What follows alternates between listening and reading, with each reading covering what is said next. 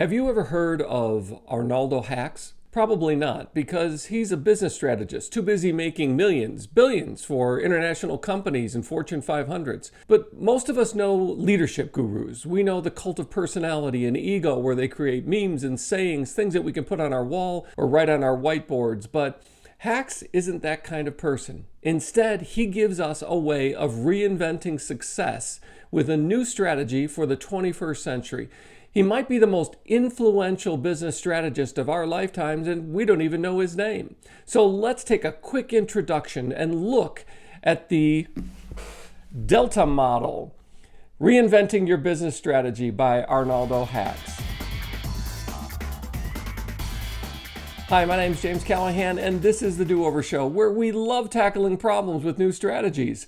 And today, let's start by this. Please tap the like button, and we'll jump into the Delta model, the new approach to business strategy that's especially useful if your business is stagnant, if you're starting out looking for a way to make something unique, proprietary in the 21st century, if you're in an organization that has peaked, and now you're wondering what's our next step, then the Delta model is what you're looking for. Hax is the Alfred P. Sloan Professor of Management Emeritus at the Sloan School of Management at the Massachusetts Institute of Technology, MIT, or MIT. Simply put, the Delta model, for the Greek letter denoting change or transformation, is a customer-based approach to everything from operations and management to marketing. It's a customer-based approach as opposed to competition-based, and we'll get into that in a moment.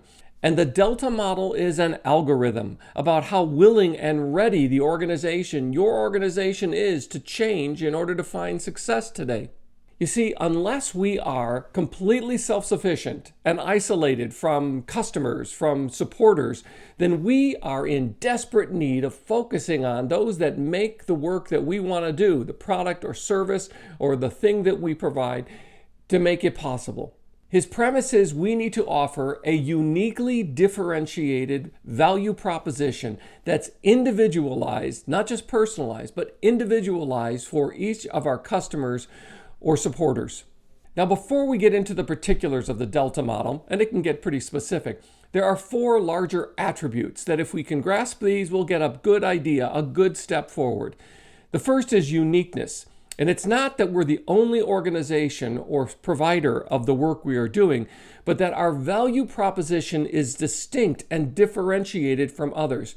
What people perceive we offer them is different than what everyone else doing what we do seems to offer them. The second attribute is about sustainability, and that we embrace that our success, our future success, is built on the breadth of solutions that we offer in order to take advantage of the depth of that deep relationship we're looking for in the customer. And it's the goal of being the transformation of them or of their life or of their value, and not simply something that would end a problem, make it go away, but something that we would become the constant resource, the depth of what they need to live a fulfilled life, to be successful or add value to their business. The third attribute is the transformation of the customer or audience is the added value, and that gives significant benefits to the organization. So our message is focusing on articulating the benefit that's derived from this mutually reciprocal relationship. And the fourth attribute is that it leads to a greater customer bonding with the organization, with the company, and it's a mutual enrichment based on trust and benefit. Now, friends of Hax and proponents of Hax call his principles or his ideas, the granular material, Haxioms, which is a little bit MIT-ish, but you get the idea. So let's go through them. The first is the customer is the center of your strategy. As opposed to trying to steal market share from a competitor, our goal is to focus exclusively on the satisfaction of the customer and an individuated value proposition. The second is that we win through customer bonding, not through competition, not simply by crowding out someone else, but by establishing a trustful bond with them so that we are the source for them, not only of solving their problems, but of sustaining their value and success. Which means, third, that this is a strategy of love, not war. not simply to defeat someone, which is fixed in the past or in the history, but is rather forward-looking and is looking to build that sense of bonding and relationship. The fourth is that we're not selling a product, even if we do offer a product, even if we're sure we offer the best product in our space. But instead, it's that we would be a guide to connect supply with demand, what the customer needs, what's available in the marketplace, and creating a better bond and relationship as the one who is their access point to that supply and demand tension. The next element is that the strategy is done one customer at a time. Instead of aggregating everyone into types, think psychographics instead of demographics, so that race, geography, zip code, even socioeconomic status matter less and less today, especially in the everything age, in which individuated targeting makes ads pop up in our feed after we've searched for something. That's the kind of individuated focus that we would say, okay, how do I reach my best audience? That's psychographics. What's their emotional and compelling reason to be searching for someone like you? The next thing is that there's really no such thing as a brand or commodity, only utility. You see, the brand that works for me is the thing that Google or MedMD or someone pops up and says, this is the solution to your problem. Or what YouTube offers, this is how to change that light bulb or how to get rid of that leak. Which leads us to the next thing.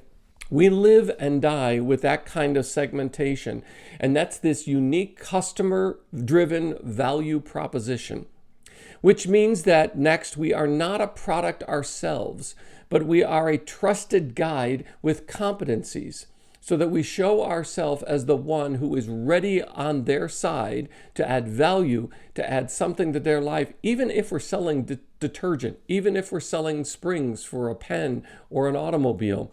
Which means that we reject also the idea that the customer is always right. Because quite frankly, it means that they know too much. They probably don't know the real options that you have available in your business and in the resources in your field that are available to them. They only know the things that they are shown, and those are usually the simplistic or the lowest cost options. They don't know the kind of depth and significance of things that can add status and prestige as well as competency to their goal, so that the customer is always right as a motto overestimates their awareness, their willingness to engage in the marketplace. But we also reject, I know better, what they really need. That is, that we would say that since I know everything, they're ignorant, I'll just tell them what they need and I'll keep them ignorant of the options. Instead of accepting those two ideas, those two truisms, Hax says instead that we provide this field of options, this range of options, and we show ourselves as the trustful guide in this experience. Which means next, strategic planning in the organization, in the leadership team, in the C-suite, in the marketing team is really a dialogue with stakeholders, whether it's suppliers or supply chain, or whether it's customers or those that provide the access point. If you're in a small shop, that means dialoguing with the stakeholders. Those are the people that are actually meeting, greeting, and interacting with customers. If you're in a consulting business, it's the team that looks out for an awareness of that individual customer. Even if you're in a nonprofit, it's the people who have the most immediate contact with those who give their hard-earned money, the cost of that, in exchange for the value of being part of your organization's mission. Those are the stakeholders, and the decisions made about how to give this individual value proposition, whether it's about a donut and cupcake, or whether it's about a donation, or whether it's about solving their management or their HR problem. That means giving the stakeholders a key role in devising this value proposition. But that means that since metrics and constantly getting feedback are at the heart of this, that means we don't know ahead of time without trying and failing or succeeding. We don't know what will work. And that means that we need to learn to experiment, cut our losses quickly, be ready to adapt to change. Remember, the delta in Delta model is about transformation and change. And here's the question. Are you willing to transform your business, your organization, your approach to strategy and management? Are you willing to change it in order to succeed?